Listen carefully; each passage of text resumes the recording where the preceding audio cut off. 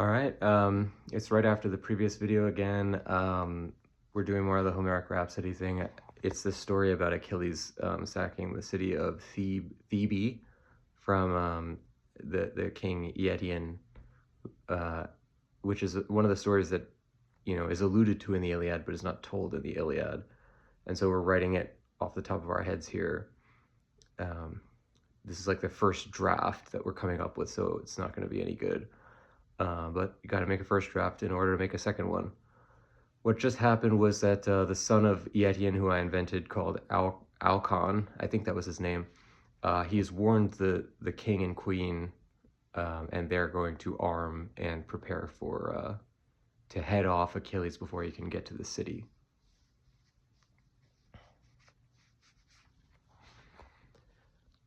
Thus, minded to take their armies and bring them into the fray, the king Eëtion and his queen Tecmessa prepared their forces. The two of them had their own armies personally prepared, which they brought with them into the field. The king with his army of doughty Cilicians that he had, that were brought up in the city of Thebe, that he had trained himself and prepared for battle, and the queen Tecmessa, who had brought with her a force, small but powerful, of Amazon warriors, women who fought like men on the front lines of battle, with bow and with axe and with spear, who were able to ride the horse with no chariot attached, but directly on the back. These doughty women were worth several men in battle, who knew no husbands except Tecmessa, but who were able to slay many a man and send them down into the jaws of death. And so Tecmessa spoke to her women as they stood before the city, arrayed in their arms, with their crescent shields and their spears raised, and their horses fed and watered and ready for battle.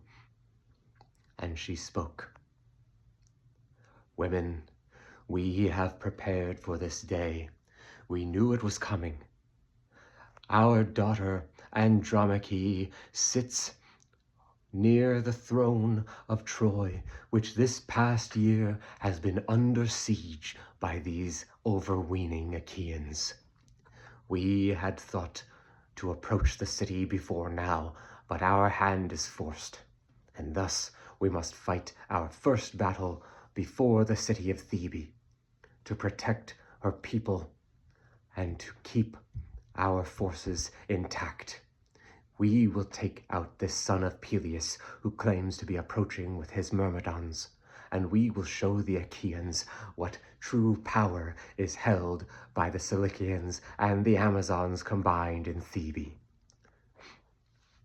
And Eëtion, who stood before his army, arrayed in his all-golden armor, which shone like the sun as it radiated and flashed in the eyes of so many who stood before, like the sun coming out from a cloud on a day that has been cast over with rain, when the cloud gatherer pours forth water from the sky. He spoke to his gathered thousands, and he said, "Yea, this is the time to protect this city that we all hold dear, though you may be reduced in number from that Cilician force of ours that we had sent out with the Thracians to come from the north of the city. Us we had thought to protect the city walls, to keep back as a reserve force in case someone had approached the town. And as it happens, one of the immortals is on our side and has decided to warn us of a massive force coming towards the city. And thus we are able to avoid being besieged, and we will sally forth, and we will meet them on the field of battle, and redden the earth with their blood. The forests will run red with blood and brains that are splattered across the grass, and the ground will be fertilized with it. Thus will we win our glory, and our fame will never die. And so, the two warriors, leading their forces, marched onward, and they prepared to take on that fighting force of Myrmidons. O fools, they knew not that they fought only a small portion of the Myrmidon men. But it was not to be that the great cloud gatherer would allow them to see the force that stood in front of them. They could only estimate from the reports they had received. And they knew how many Myrmidons there should have been, and not being able to see them through the forested trees, they made a grave error, which would cause them their doom. All right, a little clumsy on that. Well, for several reasons, but there's a couple things I liked. So I like the idea that the Thebe, which is, I believe at least, comprised of Cilician forces, that I came up with the idea that the major part of the force of Cilicia was sent from Thebe to this thing that was supposed to meet up with the Thracians. That's the other sort of like part of our story, where Patroclus is reinforcing Idomeneus to go fight against the Cilicians and Thracians. That's why Thebe doesn't have that many people in the city to defend it. And so the king, I also thought it was an interesting plot device that the king leads a separate force from what the queen commands.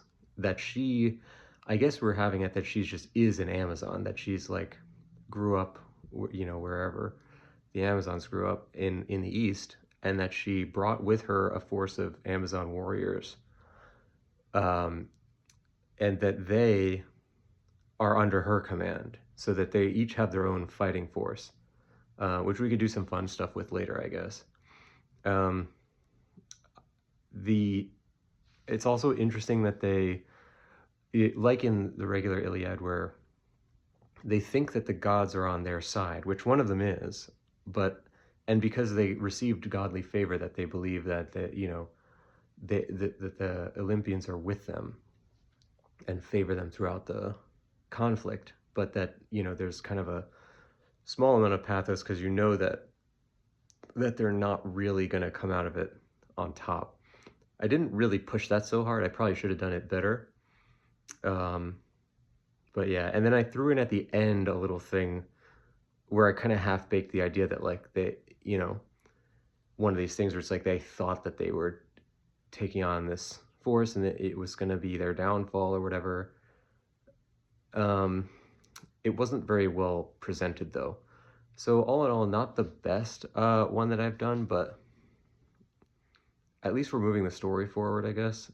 Again, we're kind of like, I'm not satisfied with any of these in the past like 5 or 6 episodes. I liked some of the early ones, but that's how it goes. You gotta keep going even when you're not satisfied, and that's the creative process. The only bad thing you can do when you're creating something is to stop creating it and let it get you down. So let's just not let that happen.